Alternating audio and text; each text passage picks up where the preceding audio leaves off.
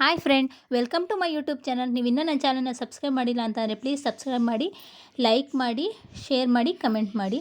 ಇವತ್ತಿನ ದಿನ ನನ್ನ ಮನೆಯಲ್ಲಿ ನಾನು ಯಾವ ರೀತಿಯಾಗಿ ಹೆರಳೆಕಾಯಿ ಉಪ್ಪಿನಕಾಯಿನ ಹಾಕ್ತೀನಿ ಅಂತ ಹೇಳಿ, ಪಿತ್ತಕ್ಕೆ ರಾಮಬಾಣ ಆದಂತಹ ಹೆರಳೆಕಾಯಿ ಉಪ್ಪಿನಕಾಯಿ ಯಾವ ರೀತಿ ಹಾಕ್ತೀನಿ ಅಂತೇಳಿ ತೋರಿಸ್ಕೊಡ್ತೀನಿ ಬನ್ನಿ. ಇಲ್ಲಿ ನಾನು ಮೊದಲಿಗೆ 5ರಿಂದ 6 ಹೆರಳೆಕಾಯಿನ ತೊಗೊಂಡಿದ್ದೀನಿ. ಎರಳೆಕಾಯಿನೆಲ್ಲ ಒಂದು ಬೌಲಿಗೆ ನೀರು ಹಾಕ್ಕೊಂಡು ಚೆನ್ನಾಗಿ ವಾಶ್ ಮಾಡಿ ಅದನ್ನು ಬಟ್ಟೆನಲ್ಲಿ ನೀಟಾಗಿ ಒರೆಸಿ, ನೀರಿನ ಅಂಶ ಇಲ್ಲದೆ ಇರೋ ಥರ ಒರೆಸಿ ಎತ್ತಿಕ್ಕೊಂಡು ಕಟ್ ಮಾಡಿ ಇಟ್ಕೊತಾ ಇದ್ದೀನಿ.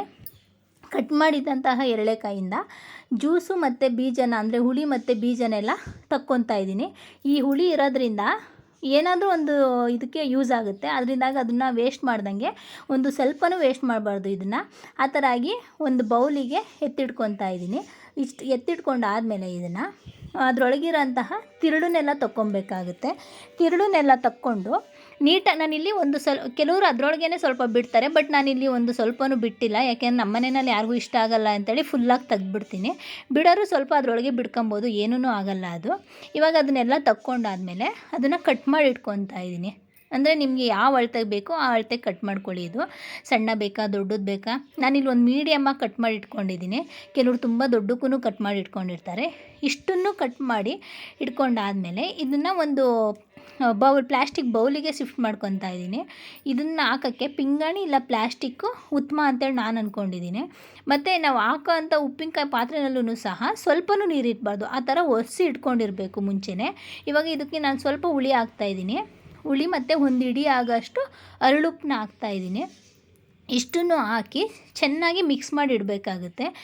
ಚೆನ್ನಾಗಿ ಮಿಕ್ಸ್ ಆದಮೇಲೆ ಇದನ್ನು ಮುಚ್ಚಿ 1ರಿಂದ 3 ದಿನದ ತನಕ ನೆನ್ನೆಲ್ಲಿ ಬಿಟ್ಬಿಡ್ಬೇಕು. ಇದನ್ನು ಉಪ್ಪು ಎಲ್ಲ ಹಿಡಿಯೋ ತನಕ ಥರ ಬಿಟ್ಬಿಡಬೇಕು. ಮತ್ತು ನಾನು ಒಂದು ಬಾಣಲಿನ ತೊಗೊಂಡು ಅದಕ್ಕೆ ಡ್ರೈ ರೋಸ್ಟ್ ಮಾಡ್ಕೊತಾ ಇದ್ದೀನಿ. ಮೆಂತ್ಯ, ಸಾಸಿವೆ, ಜೀರಿಗೆನ ಹಾಕಿ ಡ್ರೈ ರೋಸ್ಟ್ ಮಾಡ್ಕೊತಾ ಇದ್ದೀನಿ. 1 ಸ್ಪೂನಷ್ಟು ಮೆಂತ್ಯ, 2 ಸ್ಪೂನಷ್ಟು ಜೀರಿಗೆ, 1ರಿಂದ ಕಡಿಮೆ ಸ್ಪೂನಷ್ಟು ಸಾಸಿವೆನ ಹಾಕ್ಕೊಂಡು ಡ್ರೈ ರೋಸ್ಟ್ ಮಾಡ್ಕೊತಾ ಇದ್ದೀನಿ. ಇಲ್ಲಿ ಜೀರಿಗೆನ ಬೇಕಂದ್ರೆ ಹಸಿದನ್ನು ಹಾಕ್ಕೊಬೋದು. ನಾನಿಲ್ಲಿ ಸ್ವಲ್ಪ ರೋಸ್ಟ್ ಮಾಡ್ಕೊತಾ ಇದ್ದೀನಿ ಅಷ್ಟೇ. ಇಷ್ಟನ್ನು ಸಹ ರೋಸ್ಟ್ ಮಾಡ್ಕೊಂಡಾದಮೇಲೆ ಅದು ಘಮ ಬರೋಕ್ಕೆ ಸ್ಟಾರ್ಟ್ ಆಗುತ್ತೆ. ಅಲ್ಲಿ ತನಕ ರೋಸ್ಟ್ ಮಾಡಿಕೊಂಡು ಜಾರಿಗೆ ಹಾಕಿ ಅದನ್ನು ಪುಡಿ ಮಾಡ್ಕೊತಾ ಇದ್ದೀನಿ. ನೋಡಿ, ಈ ಥರ ಪುಡಿ ಆದಮೇಲೆ ಇದಕ್ಕೆ ಇವಾಗ ನಾನು ಬೆಳ್ಳುಳ್ಳಿನ ಹಾಕ್ತಾಯಿದ್ದೀನಿ. 2 ಗಡ್ಡೆ ಅಷ್ಟು ಬೆಳ್ಳುಳ್ಳಿನ ಸಿಪ್ಪೆ ತೆಗೆದಿಟ್ಕೊಂಡಿದ್ದೆ, ಅದನ್ನು ಹಾಕ್ತಾಯಿದ್ದೀನಿ. ಮುಂಚೆನೇ ಆಗಿದ್ರೆ ಸಾಸಿವೆ, ಜೀರಿಗೆ, ಮೆಂತ್ಯ ಇದು ಸ್ವಲ್ಪ ನೀಟಾಗಿ ಪುಡಿ ಆಯ್ತಾ ಇರಲಿಲ್ಲ, ಅದರಿಂದ ಮೊದಲು ಅದನ್ನು ಪುಡಿ ಮಾಡ್ಕೊಂಡು ಇವಾಗ ಬೆಳ್ಳುಳ್ಳಿನ ಹಾಕ್ಕೊತಾ ಇದ್ದೀನಿ. ಇದಕ್ಕೆ ನೀರು ಸ್ವಲ್ಪ ಬೇಕು ಅಂತ ಹೇಳಿ ಅನ್ನಿಸ್ತು ನನಗೆ, ಆದ್ದರಿಂದ ನೀರು ಬದಲಿಗೆ ಇಲ್ಲಿ ನಾನು ಆವಾಗಲೇ ತಗೊಂಡಂತಹ ಹುಳಿನ ಹಾಕ್ಕೊತಾ ಇದ್ದೀನಿ.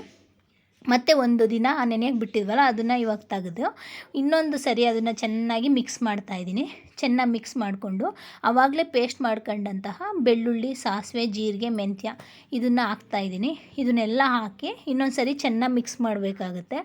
ಚೆನ್ನಾಗಿ ಮಿಕ್ಸ್ ಆದಮೇಲೆ ಇದಕ್ಕೆ ನಾನು ಅಚ್ಕಾರದ ಪುಡಿನ ಹಾಕ್ತಾಯಿದ್ದೀನಿ. ಬೇಕು ಅಂದರೆ ಇಲ್ಲಿ ಮೆಣಸಿನ್ಕಾಯಿನೂ ಹಾಕೊಂಬೋದು. ನಾವು ಆದರೆ ಅಚ್ಕಾರದ ಪುಡಿನೇ ಮಿಕ್ಸ್ ಮಾಡ್ತಾಯಿದ್ದೀನಿ. ಇನ್ನೊಂದು ದಿನ ನಾನು ಮೆಣಸಿನ್ಕಾಯಿ ಹಾಕಿ ಯಾವ ಥರ ಮಾಡೋದು ಅಂತೇಳಿ ಅದನ್ನು ಒಂದಿನ ತೋರಿಸ್ತೀನಿ. ಅಚ್ಕಾರದ ಪುಡಿ ಮೆಣಸಿನ್ಕಾಯಿ ಹಾಕಿದ್ರೆ ಆದರೆ ಜಾಸ್ತಿ ದಿನ ಇಡೋಕ್ಕಾಗಲ್ಲ, ಅದರಿಂದಾಗಿ ನಾನು ಅಚ್ಕಾರದ ಪುಡಿ ಮಿಕ್ಸ್ ಮಾಡಿಡ್ತಾಯಿದ್ದೀನಿ. ಇದನ್ನೆಲ್ಲ ಹಾಕಿ ಚೆನ್ನಾಗಿ ಮಿಕ್ಸ್ ಮಾಡಿಡಬೇಕಾಗುತ್ತೆ. ಮಿಕ್ಸ್ ಮಾಡಿ ಇಟ್ಟಾದಮೇಲೆ ಇದನ್ನು ಒಂದು ತಿಂದು ನೋಡಬೇಕಾಗುತ್ತೆ, ಉಪ್ಪು ಖಾರ ಎಲ್ಲ ಕರೆಕ್ಟಾಗಿದೆಯಾ ಅಂಥೇಳಿ. ಏನಾದರೂ ಒಂದು ಸ್ವಲ್ಪ ಕಡಿಮೆ ಅನಿಸಿದ್ರೆ ಇವಾಗಲೇ ಹಾಕೊಂಬಿಡ್ಬೇಕಾಗುತ್ತೆ. ಇವಾಗ ಅದನ್ನೆಲ್ಲ ಹಾಕಿ ಎತ್ತಿಕ್ಕಾದ್ಮೇಲೆ ಒಂದು ಬಾಣಲಿಗೆ 2 ಸ್ಪೂನ್ ಆಗೋಷ್ಟು ಸಾಸಿವೆ ಎಣ್ಣೆನ ಹಾಕ್ಕೊಂಡು 1 ಸ್ಪೂನ್ ಸಾಸಿವೆ, ಸ್ವಲ್ಪ ಹಿಂಗನ್ನು ಹಾಕಿ ಒಗ್ಗರಣೆ ಮಾಡ್ತಾಯಿದ್ದೀನಿ. ಅದು ಫುಲ್ಲು ತಣ್ಣಗಾದಮೇಲೆ ಉಪ್ಪಿನಕಾಯಿಗೆ ಹಾಕಬೇಕಾಗುತ್ತೆ, ಬಿಸಿದ್ರಲ್ಲಿ ಹಾಕಬಾರ್ದು. ತಣ್ಣಗಾದಮೇಲೆ ಉಪ್ಪಿನಕಾಯಿಗೆ ಹಾಕಿ ಚೆನ್ನಾಗಿ ಮಿಕ್ಸ್ ಮಾಡಬೇಕಾಗುತ್ತೆ. ಇದನ್ನು ನೀವು ಫ್ರಿಜ್ನಲ್ಲಿ 6 ತಿಂಗಳ ತನಕ ಆರಾಮಾಗಿ ಇಟ್ಕೊಂಡು ತಿನ್ಬೋದು. ತುಂಬ ಚೆನ್ನಾಗಿತ್ತು. ನೀವು ಟ್ರೈ ಮಾಡಿ ಹೇಗೆ ಬಂತು ಅಂತೇಳಿ. ನಾನು ಮಾಡಿದಂಥ ಉಪ್ಪಿನಕಾಯಿ ನಿಮಗೆ ಇಷ್ಟ ಆದರೆ ಹೇಗೆ ಬಂತು ಅಂತೇಳಿ ಕಮೆಂಟ್ ಮಾಡಿ. Thank you.